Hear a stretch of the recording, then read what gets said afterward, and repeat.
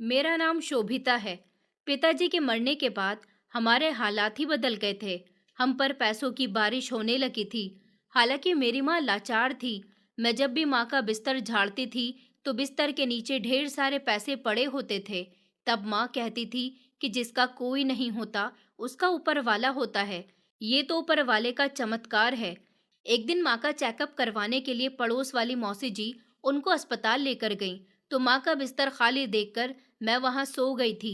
अभी कुछ ही देर गुजरी थी कि मेरे पैरों तले से जमीन निकल गई, क्योंकि वहां तो जब पिताजी की मौत हुई तो लगता था जैसे वक्त की दीवार गिर गई है। एक लम्हे में सब कुछ बिखर कर रह गया था। उनका चेहरा, उनकी आवाज, उनके जूतों की आहट, सब कुछ जैसे एक झटके में ही गायब हो गया था। उनके जाने के बाद घर में सिर्फ सन्नाटा रह गया था और माँ तो जैसे पत्थर की हो गई थी। उनकी तबीयत खराब रहने लगी थी। दिन रात एक ही जगह लेटी रहती थी। न उनकी आंखों में आंसू होते थे, न होठों पर कोई शिकायत होती थी। मुझे ऐसा लगता था जैसे उनका दिल धड़कना भूल गया हो। पिछले दिनों में कुछ रिश्तेदार हमारे घर पर आए थे। पिताजी की मौत का सदमा किया, हमारे खाने पीने का ख्याल रखा। फिर उसके कुछ समय के बाद ही सब वापस अपने अपने घरों को चले गए थे। माँ और मैं ही अकेले घर में रह गए थे, और वो कमरा जहाँ हर चीज पिताजी की मौजूदगी के बिना बेमतलब हो चुकी थी। बुआ जी का आना हमारे घर में बहुत ही अचानक था। उन्होंने हमें खबर भी नहीं दी थी कि वो हमारे घर आ रही हैं, मगर वो आ गई थी, अपने बेटे कैलाश को साथ लेकर आई थी। कैलाश जो कभी कभी पिताजी के साथ आया करता था, मगर अब कुछ और ही लगता था। वो मेरे कमरे में नहीं आता था, मुझसे नजर भी नहीं मिलाता था। बस किचन, आंगन या फिर माँ के कमरे में खामोशी से आता जाता था। बुआ जी माँ के पास बैठ जाती थी, उनके हाथ सहलाती थी, उनके बाल बनाया करती थी और बार बार कहती थी कि भाभी, फिक्र मत करो, ऊपर वाला सब कुछ ठीक कर देगा। तुम अकेली थोड़ी हो, हम तुम्हारे साथ हैं। मैं कमरे के कोने में बैठी रहती थी, उनकी बातें सुनती रहती थी और माँ के चेहरे पर नजर रखती रहती थी। उनकी आंखें हमेशा कुछ ढूंढा करती थी, जैसे वक्त में उनका कुछ गुम हो गया हो। वो मुझे देखती तो हल्की सी गर्दन हिला दिया करती थी, मगर कुछ कहती नहीं थी। एक दिन मैंने उनके हाथ थाम लिया और कहा कि माँ, आप मुझे छोड़कर मत जाना। उन्होंने मेरी उंगलियां मजबूती से पकड़ लीं, जैसे ये वादा करना चाहती हूँ कि वो कहीं नहीं जा रही हैं। बुआ जी ने मेरे हाथ छुए और कहने लगी कि बेटी, तुम बहुत ही बहादुर हो। अपने पिता की जगह अब तुम्हें अपनी माँ को संभालना है। मैंने खामोशी से सर हिला दिया था, मगर अंदर एक शोर मचा हुआ था। रात के वक्त सब कुछ और ज्यादा खामोश हो जाता था। माँ के कमरे की छत, पंखे की आवाज और दीवारों पर लटकी हुई पिताजी की तस्वीर, सब कुछ एक बोझ बन जाते थे। एक रात अचानक मेरी आंख खुली तो कैलाश आंगन में चुपचाप खड़ा आसमान को देख रहा था। मैं दरवाजे के पीछे से उसे देखती रही। वो कुछ बोल ही नहीं रहा था, जैसे किसी गहरी सोच में खोया हुआ हो। अचानक उसने गर्दन घुमाई और फिर मेरी तरफ देखा। मैं फौरन पीछे हट गई थी। दिल की धड़कनें तेज हो गई थी। अगली सुबह वो नाश्ते की टेबल पर भी खामोश बैठा रहा था। उसे ऐसा देखकर बुआ जी ने कहा कि बेटा कैलाश, तुम्हें यहाँ का माहौल समझने में अभी वक्त लगेगा। मैं जानती हूँ, मगर हम यहाँ अपने लोगों के साथ हैं। उसने कुछ नहीं कहा, बस गर्दन हिलाई। कुछ दिन गुजर गए थे। माँ ने थोड़ा थोड़ा बोलना शुरू कर दिया था, मगर उनकी आवाज धीमी हो गई थी। वो बार बार एक ही शब्द को दोहराया करती थी कि लिफाफा मत खोलना। मैं हैरान रहती थी कि आखिर वो किस लिफाफे की बात कर रही हैं। उनके बिस्तर के नीचे कुछ खास नहीं था, मैंने देखा था, मगर उनकी नजरें बार बार वहीं चली जाती थी, जैसे वहां कुछ छुपा हुआ हो। अगले दिन स्कूल से वापस आने पर दरवाजा खोलते ही मुझे कुछ बदला बदला सा लग रहा था। माँ जाग रही थी और उनके तकिए के नीचे कोई चीज नजर आ रही थी। मैंने जल्दी से वो कपड़ा हटाया। एक कागज का टुकड़ा था, मुड़ा हुआ सा, मगर साफ था। जब मैंने माँ की तरफ देखा तो वो नजर चुरा गई थी। मैंने दबे हुए शब्दों में पूछा कि ये क्या है माँ। उन्होंने बहुत धीरे से कहा कि बस मत पूछो बेटी। मैंने कहा माँ, मैं बड़ी हो गई हूँ। उन्होंने कहा कि तुम बड़ी नहीं हुई हो, बस संभल गई हो। उन्होंने एक धीमी सी मुस्कुराहट दी, जो पल भर में गायब हो गई थी। बुआ जी दोपहर में आई, कुछ कागज उनके पास थे और कैलाश भी उनके पीछे खामोशी से आया। मैंने जल्दी से वो कागज दोबारा तकिए के नीचे रख दिए। माँ ने मेरा हाथ दबाकर जैसे चुप रहने का इशारा दिया हो। रात को जब सो गए थे, मैंने तकिए के नीचे हाथ डालकर कागज को निकालना चाहा, मगर माँ जाग रही थी। उन्होंने धीरे से मेरे हाथ पर हाथ रखा और सर हिला दिया। कहने लगी कि नहीं, अभी नहीं। और फिर उन्होंने करवट ले ली थी। मैं सारी सारी रात जागती रही थी। छत के पंखे की आवाज, पिताजी की तस्वीर और माँ की खामोशी मुझे चैन नहीं लेने देती थी। सुबह हुई तो कैलाश घर के आंगन में पानी डाल रहा था। मैंने कहा, कब तक यहाँ रहोगे? वो ठिठक कर कहने लगा कि जब तक जरूरत हो। तुम्हें हमारे यहाँ रहने से ऐतराज है क्या? मैंने कुछ नहीं कहा, सिर्फ अपने कमरे में वापस आ गई थी। बुआ जी सुबह सवेरे जाग जाती थी, आटा गूंथ लिया करती थी, चाय बना दिया करती थी, माँ को गर्म पानी से हाथ धुलवा देती थी।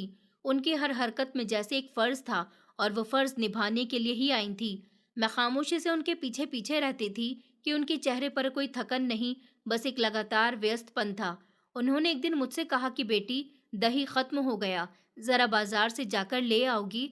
मैंने कहा कि जी जी बुआ जी, मैं अभी दही लेकर आती हूँ। एक दोपहर माँ सो रही थी। मैंने उनके बिस्तर की चादर बदली। बिस्तर के कोने में हाथ पड़ा तो कोई चीज महसूस हुई। कपड़ा उठाया तो नीचे लिफाफा था, पुराना मगर भारी। खोला तो अंदर नोट भरे हुए थे। उसे देखकर तो मैं दंग रह गई थी। और फौरन ही पीछे से माँ की आवाज आई, जो अब तक सो रही थी। वो घबरा गई थी। मैंने कहा कि माँ, ये पैसे कहाँ से आए? तो उन्होंने कहा कि नहीं बेटी, मत पूछो। उन्होंने हाथ जोड़ लिए और कहने लगी कि बेटी, इसे छोड़ दो। मैंने वो लिफाफा वापस रख दिया, मगर दिमाग में एक हलचल सी होने लगी थी कि ये पैसे कौन रखता है, कब रखता है और क्यों रखता है? क्या इस बारे में बुआ जी को पता है? क्या कैलाश भी कुछ जानता है? मैंने उस दिन चुप रहने का फैसला कर लिया था, मगर अगले ही कुछ लम्हों में ये राज मेरे वजूद को परेशान करने लगा था। 2 दिन बाद जब मैं किचन में बर्तन धो रही थी, कैलाश अंदर आया और मुझे नजरअंदाज करके फ्रिज से पानी निकालने लगा। मैंने कहा कि तुम हर वक्त खामोश क्यों रहते हो? उसने कहा, क्योंकि कुछ बोलने का फायदा नहीं। वो इतना कहकर चला गया था। रात को जब सब सो गए थे तो मैं दबे कदमों से माँ के कमरे में गई। वो जाग रही थी। मैंने माँ से पूछा कि माँ, यहाँ कोई आता है क्या रात को? उन्होंने अपनी नज़र फेर ली, मगर कोई जवाब नहीं दिया। मैंने कहा, माँ, आप मुझे क्यों नहीं कुछ बताती हो? मैं भी तो आपकी ही बेटी हूँ। भला अपनी बेटी से क्या कोई बात छुपाई जाती है? उन्होंने मेरे सर पर हाथ रखा और सिर्फ इतना कहा कि बेटी, सारे राज वक्त आने पर खुलेंगे, बस तुम थोड़ा सब्र करो। अगली सुबह बुआ जी माँ को दवाई दे रही थी। मैंने कमरे में दाखिल होकर हैरान होकर पूछा, बुआ जी, आपको पता है कि ये लिफाफे कहाँ से आते हैं? मेरी बात पर वो एक लम्हे के लिए रुकी, पूरी तरह से रुकी। फिर कहने लगी कि बेटी, कुछ सवालों के जवाब ना ही लो तो ही बेहतर होता है। ये ऊपर वाले के पैसे होते हैं, हमें स्वीकार करने चाहिए। मैं तब भी खामोश हो गई थी। उस रात मैंने फैसला कर लिया था कि मैं सारी रात जागती रहूंगी। माँ के कमरे के पास जमीन पर चादर बिछाकर मैं लेट गई थी। रात धीरे धीरे गुजरती जा रही थी, मगर कोई भी आहट नहीं थी। बस छत से कुछ हल्की हल्की सी आवाजें आती रहीं, जैसे कोई चुपके चुपके चल रहा हो। जब सुबह हुई तो मैं थकी हारी आंखें रगड़ती हुई उठी तो देखा कि कैलाश आंगन में बैठा हुआ सिगरेट पी रहा था। मैं उसके पास गई और कहने लगी कि तुम रात कहाँ गए थे? उसने चौंक कर मेरी तरफ देखा। कहने लगा कि तुम्हें क्यों फिक्र हो रही है? उसके ये शब्द जैसे बहुत तेज धारदार थे, जैसे वो मेरे हर सवाल को ईगो पर ले लेता हो। 2 दिन के बाद माँ को हल्का बुखार हो गया था। बुआ जी ने उनकी खास सेवा की। सारा दिन वो उनके पास रही थी। शाम को जब मैं सफाई कर रही थी तो एक और लिफाफा मुझे मिला, उसी जगह पर, माँ के बिस्तर के नीचे। मैंने तेजी से उसे उठाकर अलमारी के पीछे छुपा दिया था। माँ ने मुझे देखा, कुछ कहना चाहा, मगर उनके होंठ कांपने लगे थे। माँ की तरफ देखकर मैंने कहा कि नहीं माँ, अब मैं खामोश नहीं रहूंगी। मैंने वो लिफाफा रात को खोल कर देखा था तो उसमें पैसे थे। मैंने नोट गिनने शुरू किए तो उसमें पूरे 50,000 रुपए थे और साथ ही एक पर्ची भी थी जिस पर लिखा हुआ था कि बस इतना ही पॉसिबल है। फिलहाल ये किसी का लेटर था। कौन था जो पैसे दे रहा था और ये फिलहाल का क्या मतलब रखता था? मैं ये सब कुछ बुआ जी से पूछना चाहती थी, लेकिन मैंने खुद पर कंट्रोल किए रखा। अगले दिन जब कैलाश माँ के कमरे से बाहर निकला तो उसके हाथ में कोई चीज थी। वो जल्दी से आंगन के कोने की तरफ चला गया और वहां गड्ढा करके कोई चीज उसमें दबाने लगा। मैंने ये सब कुछ साफ तौर पर देखा था। जैसे ही वो अंदर आया, मैं इस कोने की तरफ गई और जमीन को खोदने लगी। तभी वहां से एक प्लास्टिक की थैली निकली जिसमें एक और लिफाफा था, मगर ये खाली था। अब बात साफ होने लगी थी कि कोई तो आता है जो पैसे रखकर चला जाता है और कैलाश जरूर कुछ न कुछ छुपा रहा था। माँ की खामोशी, बुआ जी की सावधानी और कैलाश का ये व्यवहार, सब कुछ किसी न किसी राज की तरफ इशारा कर रहा था। रात को मैंने माँ से आखिरी बार पूछा, क्या मैं किसी मुसीबत में हूँ? वो कहने लगी कि नहीं बेटी, तुम परेशानी में नहीं हो। बस उन्होंने मेरे माथे पर हाथ रखा और कहने लगी कि तुम सलामत रहना और सब कुछ बर्दाश्त करना, जैसे मैंने किया है। उनकी आंखों में एक जंग थी जो शब्दों में नहीं बताई जा सकती थी, पर मैं एक नन्ही सी लड़की इस जंग के मैदान में बेखबर कदम रख चुकी थी। उस रात मैं टाइम से पहले बिस्तर पर लेट गई थी, लेकिन नींद मेरी आंखों से कोसों दूर थी। माँ के कमरे के बाहर रखी लकड़ी की पुरानी कुर्सी हल्की सी आवाज करती थी, चिड़चिड़ाहट जैसी, जैसे किसी का वजन बर्दाश्त कर रही हो। पंखा चल रहा था, मगर माहौल में एक अजीब सी घुटन फैल चुकी थी। मैं खामोशी से दरवाजे की तरफ देखती रही, दिल जैसे किसी अनदेखे खतरे को महसूस कर रहा था। रात के किसी समय अचानक आहट सुनाई दी, दबे कदमों की आहट। मैंने जल्दी से चादर को मुंह तक खींच लिया, लेकिन अपनी आंखें बंद नहीं होने दी। मुझे डर लग रहा था। फिर मैंने धीरे से उठकर खिड़की के पर्दे के पीछे से झांका तो एक साया धीरे धीरे माँ के कमरे की तरफ बढ़ रहा था। वो लंबा और सादा सा वजूद था। धीरे धीरे चलता हुआ माँ के कमरे के दरवाजे के सामने रुक गया था। फिर उसने झुककर जैसे कुछ रखा और फिर बिना आवाज किए वापस लौट गया। ये देखकर मैं दंग रह गई। मेरा दिल जोर जोर से धड़क रहा था। मैंने माँ की तरफ देखा। वो जाग रही थी, लेकिन हल्का सा भी कोई रिएक्शन नहीं दे रही थी। उनके चेहरे पर एक अजीब सा सुकून था, जैसे वो इस साए को पहचानती हों। न डर न हैरानी, बस एक खामोशी सी कबूलियत। अगले सुबह मैंने माँ के कमरे में जाकर इधर उधर देखा। दरवाजे के पास एक छोटा सा लिफाफा पड़ा हुआ था, जो अंदर से खाली था। मैंने माँ की तरफ देखा तो उन्होंने सर झुका लिया। मैं कुछ बोलने ही वाली थी कि बुआ जी भी आ गईं। उन्होंने कहा कि क्या ढूंढ रही हो शोभिता? मैंने कहा, बुआ जी कुछ नहीं, बस माँ के कमरे की सफाई कर रही हूँ। उन्होंने कहा कि रहने दो, वो तुम्हारी माँ की चीजें हैं, उन्हें खुद ही संभालने दो। बुआ जी की आंखों में नरमी थी, लेकिन शब्दों में एक हद छुपी हुई थी। उस दिन के बाद मैंने कई रातें जागकर गुजारी और ये आहट अब रोज की बन गई थी। हर रात कोई आता था, कुछ रख दिया करता था और चला जाता था। माँ जागती रहती थी, जैसे वो किसी का इंतजार करती हो। मैंने कभी उसे साफ तरीके से नहीं देखा था, बस वो साया था, वो खामोशी से चलने वाला, और उसके चलने की हल्की सी आहट रह जाती थी। एक दिन मैंने बुआ जी से बात करने की ठान ली थी। मैंने कहा कि बुआ जी, रात को कोई आता है क्या? उन्होंने रोज की तरह इस बार भी सख्त शब्दों में कहा कि बेटी, हर चीज पर सवाल नहीं किया जाता। तुम बहुत ही सवाल करने लगी हो, कुछ बातें वक्त पर छोड़ दो। लेकिन मैं उनकी बात सुनकर डर गई थी। उन्होंने नरमी से मेरा सर सहलाया और कहने लगी कि ऊपर वाला है ना, तुम्हें कुछ नहीं होगा। उस दिन कैलाश घर देर से आया था। मैंने दरवाजा खोला तो वो बिना कुछ कहे ही अंदर चला गया था। मैंने उसको पीछे से आवाज दी, कैलाश, क्या तुम जानते हो उस साए के बारे में जो रात के अंधेरे में आता है?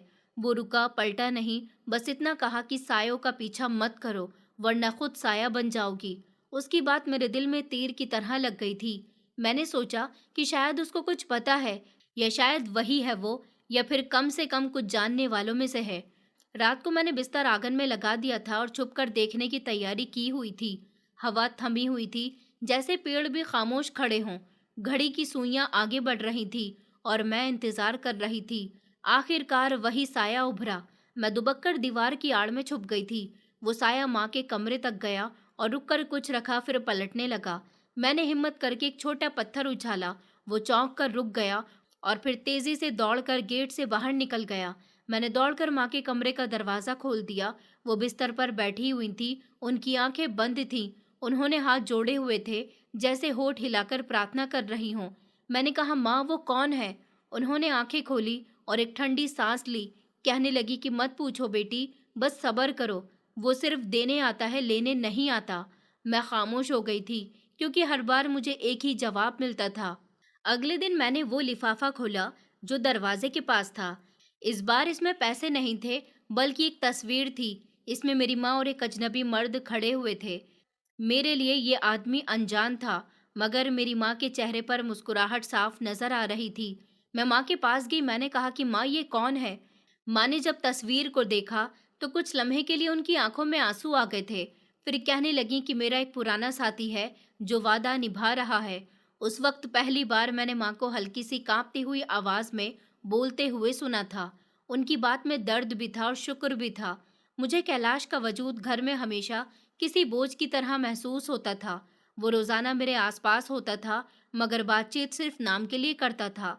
वो जब भी मुझे देखता था, उसकी आंखों में कुचली हुई चुभन होती थी, जैसे उसे मेरी मौजूदगी एक रुकावट लगती हो। एक दिन मैं माँ को दवाई दे रही थी।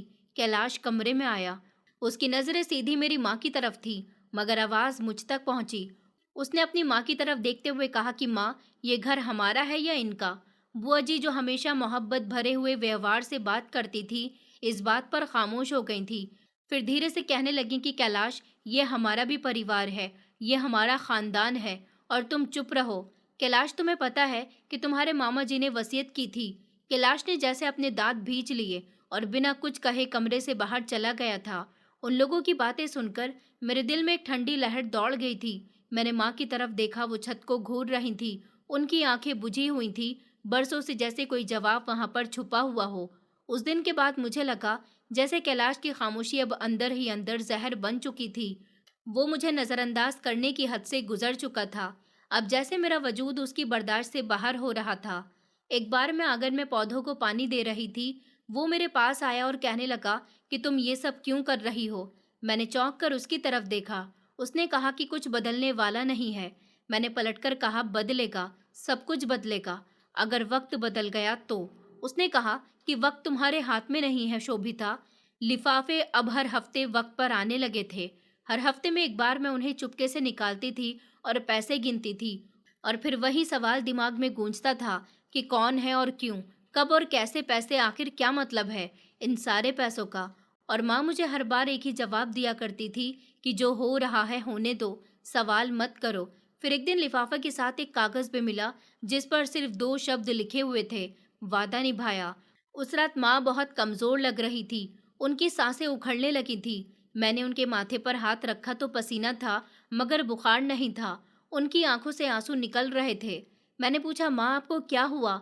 उन्होंने सर हिला दिया, जैसे कुछ कहना चाह रही हों, मगर उनकी जुबान साथ नहीं दे रही थी। सिर्फ आंखों से बहते हुए आंसू थे, जैसे बरसों का कोई बोझ धीरे धीरे बह रहा हो। मैंने पानी का गिलास दिया। माँ 2 घूंट पानी पीकर रुक गई, फिर नजरें छत पर जमा दी। सुबह कैलाश बहुत बदले हुए अंदाज में मिला था। न कोई नमस्कार, न हालचाल पूछे, और नाश्ता किए बिना ही चला गया था।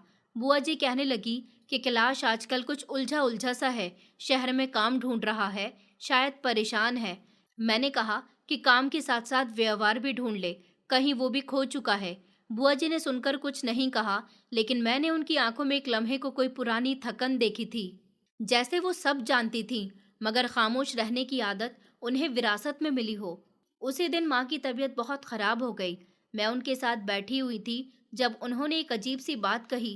कहने लगी, अगर वो कल नहीं आया तो समझ लेना कि वादा टूट गया। मैंने कहा, माँ, कौन नहीं आएगा माँ?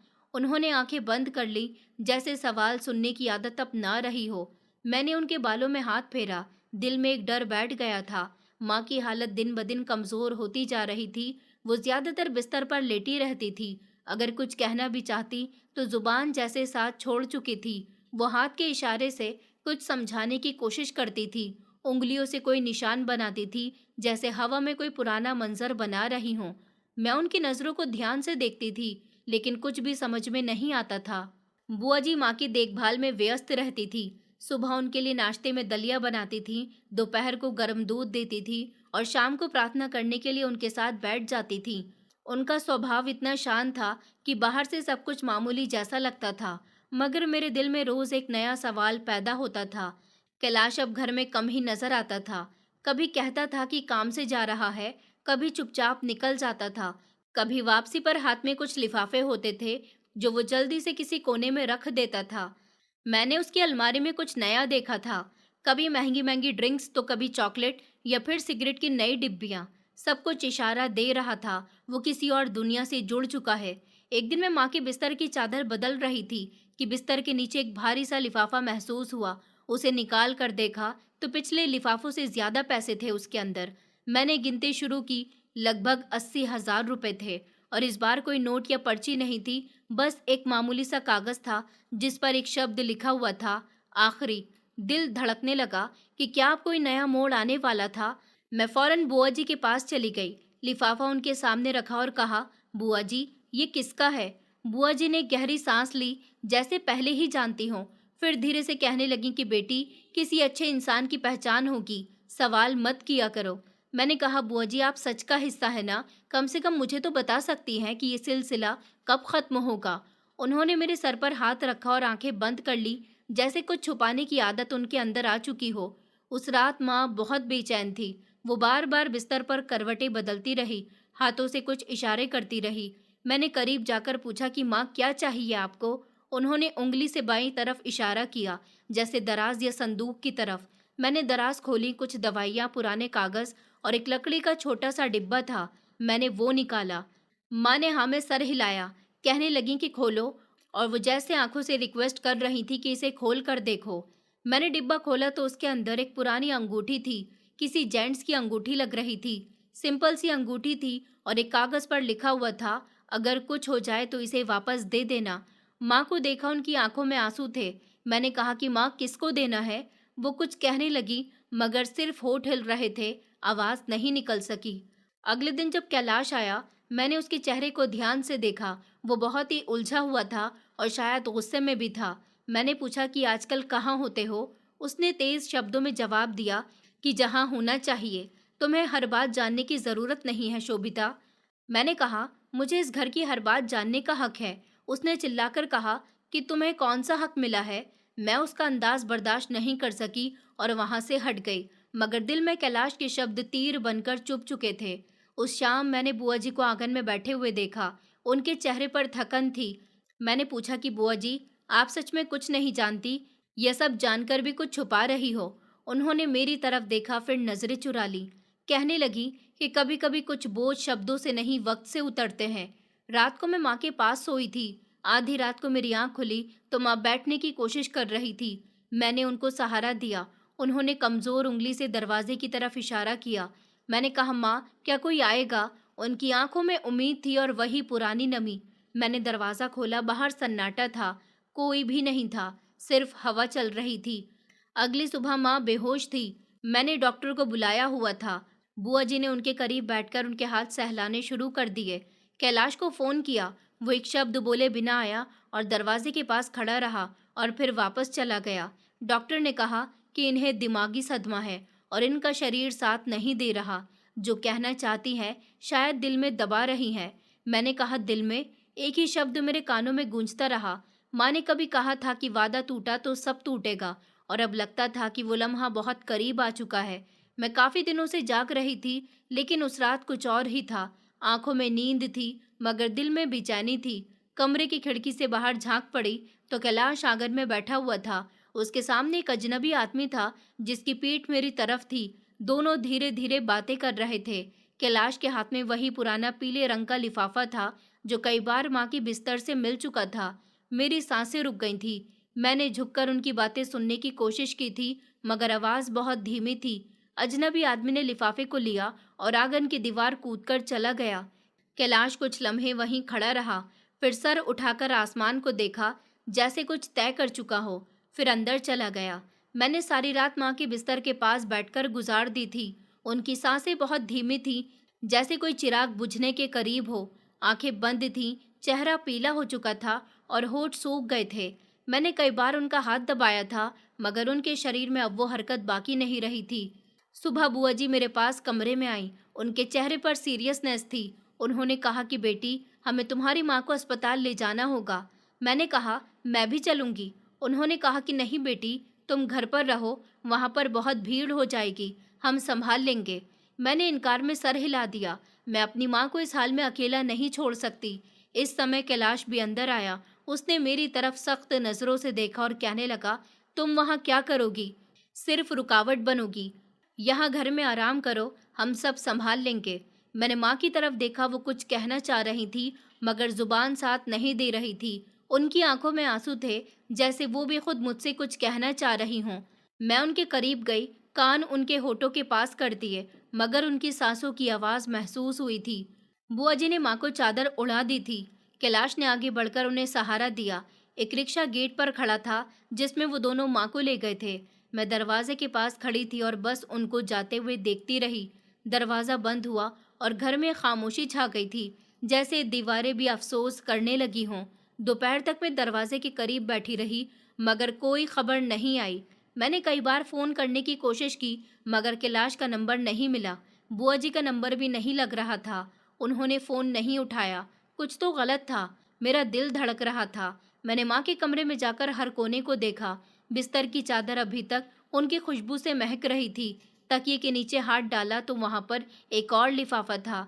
ये नया लिफाफा था और इसमें सिर्फ एक कागज था जिस पर लिखा हुआ था कि अब वक्त करीब है। जो वादा था वो तोड़ दिया गया। ये शब्द मेरे दिल पर एक वार थे। वादा तोड़ने वाला कौन था? कैलाश, बुआ जी या फिर अजनबी इंसान? मैंने घर का हर कमरा छान मारा था। कैलाश के कमरे में दाखिल हुई तो हैरानी का एक जोरदार झटका लगा। उसकी अलमारी में कई और लिफाफे रखे हुए थे जिन पर अलग अलग तारीख लिखी हुई थी। कुछ पर लिखा हुआ था पहुंचाया गया, कुछ पर वापस मिला हुआ लिखा था और एक पर तो लिखा हुआ था कि आखिरी काम। मैंने एक लिफाफा खोला। अंदर पैसों के साथ एक रसीद थी, किसी दवाई की कंपनी की। दूसरे लिफाफे में किसी डॉक्टर का पर्चा था जिस पर माँ का नाम लिखा हुआ था। मुझे लगा जैसे माँ का इलाज किसी और तरीके से हो रहा था और हम सब अंधेरे में थे। उसी लम्हे फोन बजा। बुआ जी का फोन था। उन्होंने कहा कि तुम्हारी माँ को आईसीयू में शिफ्ट कर दिया है। डॉक्टर ने कहा है कि हालात सीरियस हैं, तुम प्रार्थना करो। मैंने कहा कि मैं आना चाहती हूँ वहाँ। उन्होंने कहा कि अभी मत आओ, डॉक्टर ने ज्यादा लोगों को आने से मना किया है। उनकी आवाज में घबराहट थी, ये शायद बेचैनी थी। मैं समझ नहीं पाई थी। सिर्फ इतना कहा कि मुझे माँ से एक बार बात करनी है। उन्होंने कहा कि अभी मुमकिन नहीं है, वो होश में नहीं है।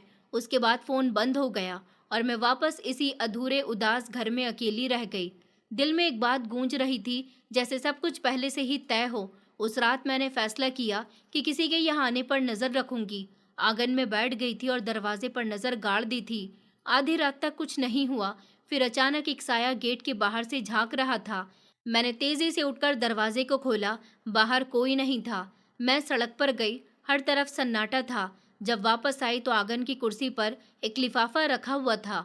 उस पर कुछ नहीं लिखा था।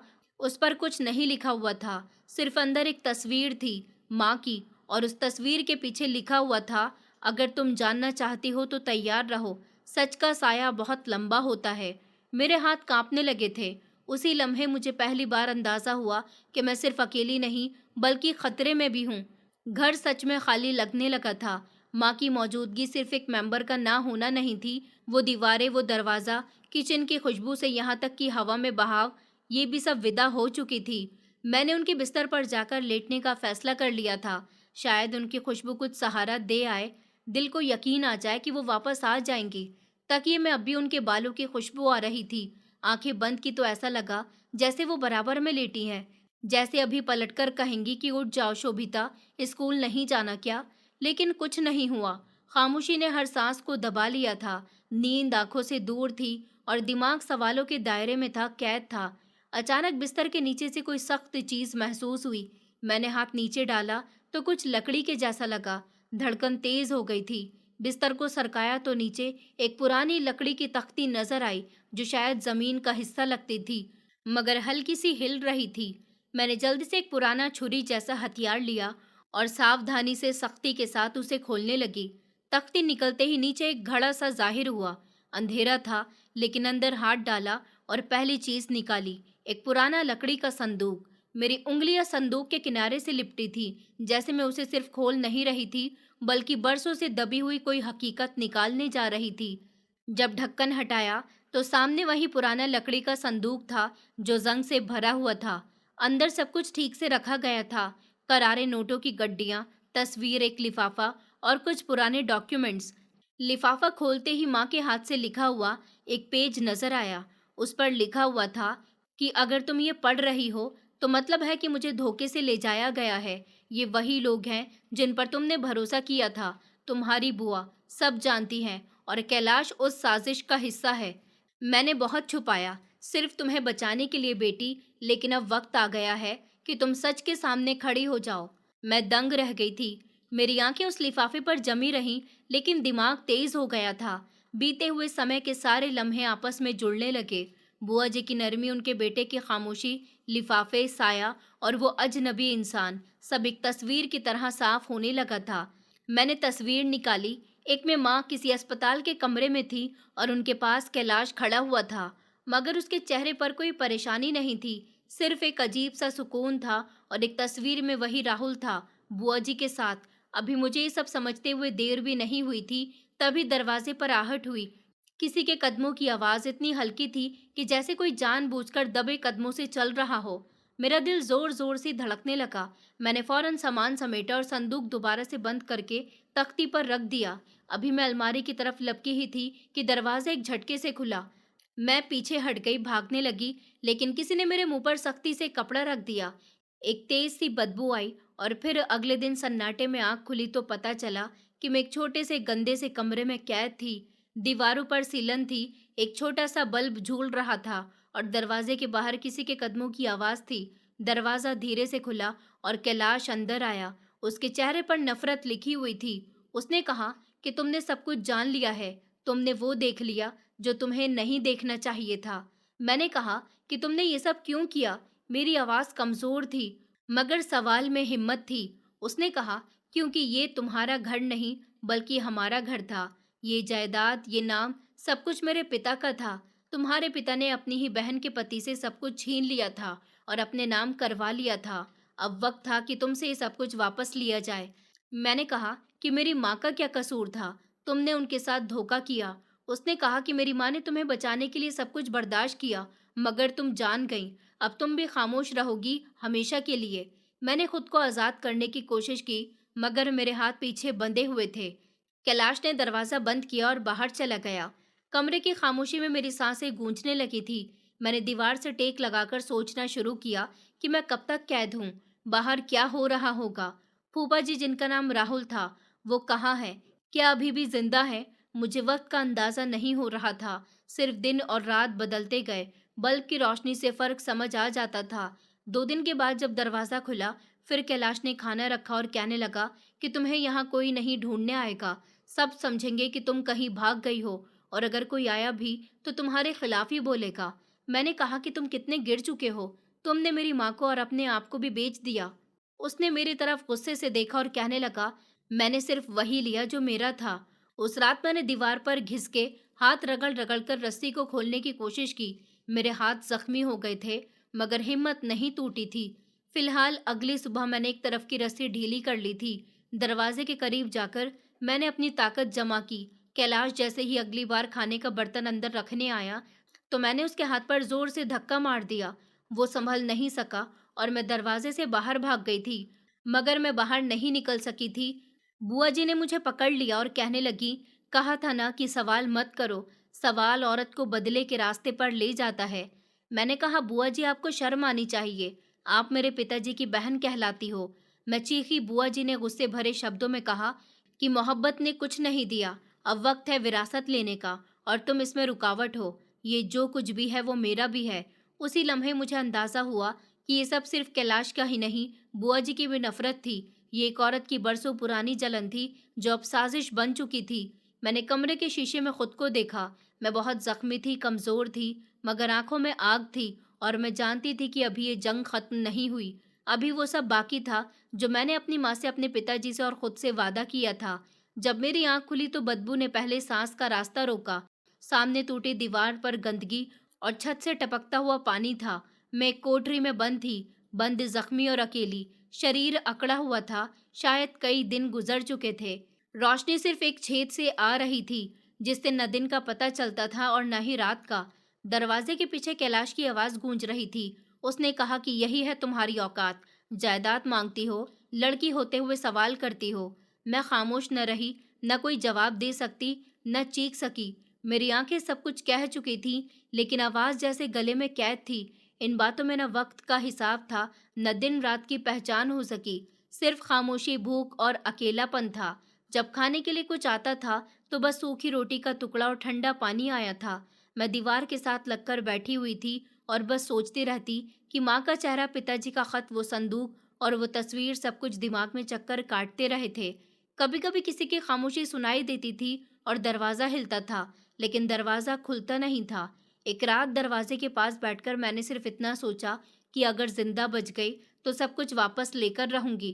कुछ दिन के बाद कैलाश आया, दरवाजा खोला और सीधा मेरी आंखों में देखकर कहने लगा कि बस खत्म हो गया तुम्हारा खेल, अब कोई नहीं है तुम्हारे लिए। तुम्हारी माँ मर चुकी है और तुम्हारा नाम भी। तुम चाहो तो यहाँ से जा सकती हो। मैंने चौंकते हुए कहा कि क्या? उसने कहा कि हाँ जाओ और वापस जाकर देखो कि कौन पहचानता है तुम्हें, कौन है जो तुम्हारे लिए दरवाजा खोलेगी। उसने मुझे एक फटी पुरानी चादर थमाई और दरवाजे के बाहर छोड़ दिया। मैंने उस चादर को अपने शरीर पर लपेट लिया था और लड़खड़ाते हुए कदमों से बाहर निकल गई थी। शरीर कमजोर और दिल खाली हो गया था। रास्ते भर मुझे लोग घूरते रहे थे, जैसे मैं किसी और दुनिया से संबंध रखती हूँ। गांव पहुंचकर मैं सीधा अपने घर की तरफ गई थी। दरवाजे पर दस्तक दी। बुआ जी बाहर आईं। मुझे देखकर एक लम्हे को ठिठक गई थी। उनका ही सब कुछ किया धरा था। उन्होंने कहा कि अब यहाँ क्या लेने आई हो? चली गई थी तो चली जाती ना। मैंने कहा बुआ जी, मुझे अपनी माँ के पास जाना है। उन्होंने कहा कि तेरी माँ मर चुकी है तेरी वजह से, और अब तू यहाँ की नहीं रही। जा, चली जा यहाँ से। दरवाजा जोर से बंद हो गया था। मेरे घर पर अब बुआ जी और उनके बेटे का हक था। दरवाजा बंद हो गया था। मैं गली में खड़ी रह गई थी। आसपास की कुछ औरतें जो आपस में बातें कर रही थी कहने लगीं कि ये वही लड़की है ना जो भाग गई थी, क्या इज्जत रह गई है बेचारी की। ये बात सुनकर मेरा दिल धड़कने लगा था। जुबान बंद हो गई थी और अंदर एक तूफान था। मैं अपने गांव में अजनबी हो चुकी थी। वो लोग जिनके सामने मैं बचपन में खेलती थी वही अब मुझसे नजरें चुरा रहे थे। मैं अंतिम समय में अपनी माँ से भी नहीं मिल सकी थी, इसलिए पुराने खंडर में जाकर बैठ गई थी। रात ढलने लगी। आसमान पर बादल थे, हवा में नमी और मेरे अंदर एक खालीपन था। मैंने पहली बार बिना आवाज के रोना शुरू किया था। उसी लम्हे किसी की आहट हुई।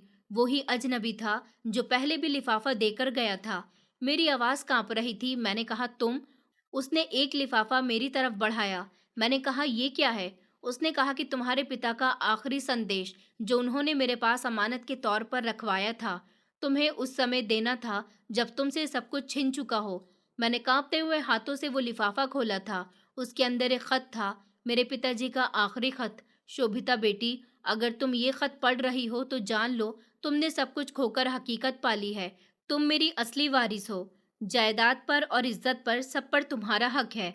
अगर तुम्हारी माँ ने तुमसे सच छुपाया तो वो सिर्फ तुम्हें बचाना चाहती थी। तुम्हारे फूफा जी राहुल और उसका बेटा कैलाश ने हमारे परिवार को तोड़ने की कोशिश की थी, मगर अब तुम्हारे हक में है सब कुछ। वसीयत, जमीन के कागजात और सब कुछ। इस सब अजनबी के पास है जो कि मेरा साथी है। अब कदम बढ़ाओ और वापस ले लो जो तुम्हारा है। मैंने खत पढ़कर सीने से लगा लिया। आंखों से आंसू बह रहे थे, लेकिन अब इन आंसुओं में मेरी कमजोरी नहीं थी, सिर्फ एक कसम की सच्चाई थी। अब क्या करना है? मैंने इस अजनबी इंसान से पूछा। मैंने कहा कि कल सुबह तुम मेरे साथ शहर चलोगे। वकील सब कुछ देख लेगा। तुम्हारे पास अब सबूत है, वसीयत है और सबसे बढ़कर हिम्मत है। मैंने आसमान की तरफ देखा, जैसे माँ को सुनना चाहती थी। माँ, आपकी सब्र की खामोशी अब मेरी जंग की आवाज बनने जा रही है। और उसी लम्हे मुझे लगा कि शायद रात पहली बार मेरी थी। आकाश अंकल के साथ मैं शहर पहुंची थी, जहां उन्होंने मुझे एक पुराने ऑफिस के सामने रोक दिया था। दरवाजे पर एडवोकेट विकास गुप्ता, प्रॉपर्टी और फीमेल राइट का बोर्ड लगा हुआ था। मेरे अंदर एक पुरानी आग दहक रही थी जो पिताजी का खत पढ़कर जागी थी। हम अंदर दाखिल हुए तो एक खामोश हॉल हमारा स्वागत कर रहा था। सामने बैठी हुई लड़की ने कहा कि बैठिए, सर अभी आ रहे हैं। कुछ लम्हों के बाद एक अधेड़ उम्र का आदमी बाहर आया। आकाश अंकल ने उनसे नमस्ते किया, हाथ मिलाया और फिर बताया कि ये शोभिता है, रंजीत जी की बेटी। वकील ने एकदम सीरियस शब्दों में कहा कि रंजीत जी, आपका मतलब वही कि जिनकी मौत के बाद उनकी जायदाद का केस चल रहा है? उन्होंने कहा कि जी जी, और आज वो अपनी असली वारिस के साथ है। मैंने खामोशी से वो लिफाफा आगे बढ़ाया। वकील ने एक एक कागज ध्यान से पढ़ा। वसीयतनामा, जमीन के कागजात, तस्वीर और सबसे आखिर में वो लेटर जिसमें माँ के साथ किए गए जुल्म और कैलाश की साजिश की सफाई थी।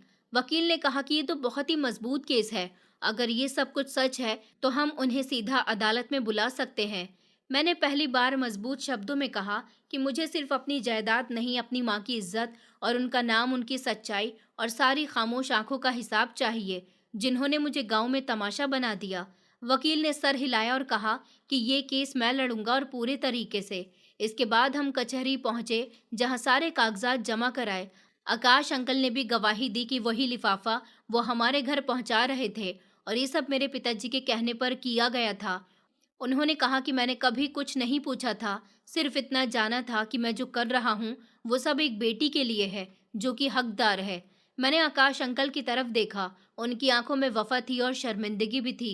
मैंने कहा, अंकल आपने मुझे बचाया, बस अब कभी मेरा साथ मत छोड़ना। अगले दिन अदालत की कार्यवाही की शुरुआत हुई थी। अदालत की तरफ से कैलाश और बुआ जी को नोटिस भेजे गए थे। वकील ने कहा कि अदालत में हर काम कानून के दायरे में होगा, चाहे जितना भी समय लगे। मैंने गांव में न जाने का फैसला किया। शहर में एक सस्ते होटल में ठहर गई थी। सुबह में वकील जी के घर आ जाती थी और शाम में सारे डॉक्यूमेंट संभाल कर रखती थी। मेरा हर दिन एक जंग की तरह था, मगर मैं जान चुकी थी कि अब यह खामोशी नहीं चलेगी। एक हफ्ते के बाद अदालत में कार्यवाही शुरू हुई। कैलाश और बुआ जी दोनों ही पेश नहीं हुए थे। उनके वकील ने तारीख बढ़वाने की दरख्वास्त की थी, मगर जज ने कहा कि ये केस ज्यादा आगे नहीं बढ़ सकता। इन लोगों के पास सबूत मौजूद हैं। अगली तारीख पर इन लोगों का आना जरूरी है। अगली तारीख पर जाने से पहले मैं माँ की तस्वीर के आगे हाथ जोड़कर प्रार्थना करने लगी और उनसे कहा कि माँ, आपकी खामोशी को दबाया नहीं जाएगा। मैं इन लोगों को बेनकाब करने के लिए कमर कस चुकी हूँ। कुछ दिन के बाद बुआ जी और कैलाश अदालत में पेश हुए। कैलाश ने मेरी तरफ नहीं देखा था। बुआ जी की आंखों में वो प्यार भी नहीं था जो कभी झूठा ही सही मगर होता था। जज ने मुझसे कहा कि अदालत को अपना बयान दीजिए। अदालत में खड़े होकर मैंने सबको सारी सच्चाई सुना दी थी, लिफाफे से लेकर कैद तक और खत से लेकर वसीयत तक। अदालत में पूरी तरह से खामोशी छा गई थी। सिर्फ मेरी आवाज और शब्द गूंज रहे थे, जो कई सालों की खामोशी को तोड़ रहे थे। कैलाश ने एक लम्हे को कुछ बोलने की कोशिश की थी, मगर वकील ने उसे रोक दिया। बुआ जी ने अदालत में बयान दिया कि हमें नहीं पता था कि मेरे भैया ने वसीयत बदल दी थी। हमें लगा कि वो सब कुछ कैलाश के नाम पर कर चुके हैं, क्योंकि उनका कोई बेटा नहीं था और वो बचपन से ही मेरे बेटे को अपना बेटा कहते थे।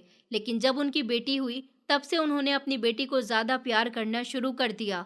वकील ने सवाल किया कि आपने शोभिता को इस जायदाद का हिस्सेदार माना था। बुआ जी खामोश रहीं। जज ने फैसला सुना दिया था कि ममता और कैलाश को जबरदस्ती शोभिता को किडनैप करने और धोखे से वसीयत छुपाने के जुर्म में जिम्मेदार ठहराती है और उनको कड़ी से कड़ी सजा देने का फैसला करती है। यहाँ तक कि वो लोग मेरी माँ की मौत के भी जिम्मेदार थे, उनको उसकी भी सजा दी गई थी। बुआ जी मेरे पास आई थी। उन्होंने हाथ जोड़कर कहा था कि बेटी, हमें माफ कर दो, हमें बचा लो। मैंने कहा, अब आपको मैं नहीं बल्कि कानून सजा दे रहा है और जिसकी आप हकदार हैं। कैलाश की आंखों में तो अभी भी घमंड था, जो कि हमेशा रहता था, लेकिन अब इन लोगों को जेल में जाकर चक्की पीसनी थी। मैं खुश थी कि मुझे इंसाफ मिल चुका था, मैं जीत चुकी थी। अदालत के फैसले के बाद मेरे दिल को एक अजीब सा सुकून मिला था। उन दोनों को हिरासत में ले लिया गया था। मैं घर आई तो माँ की तस्वीर के सामने खड़ी हुई थी और कहा कि माँ, आपने जिस खामोशी से जंग में अपनी सारी जिंदगी काट दी थी, उसी जंग की जीत हो चुकी है। सब कुछ खत्म हुआ, राज खत्म और सुकून के दिन शुरू हो गए थे। अब मैं अपने घर में अपने हिसाब से रहती हूँ। मेरा ध्यान आज भी आकाश अंकल रखते हैं और उन्होंने अपने बेटे के साथ मेरी शादी करवा दी है। दोस्तों, उम्मीद करती हूँ आपको हमारी कहानी पसंद आई होगी। कहानी पसंद आई है तो वीडियो को लाइक करें, चैनल पर नए हैं तो चैनल को सब्सक्राइब करें और हाँ, नोटिफिकेशन बेल को ज़रूर दबाएं ताकि अगली अपडेट सबसे पहले आपको मिले।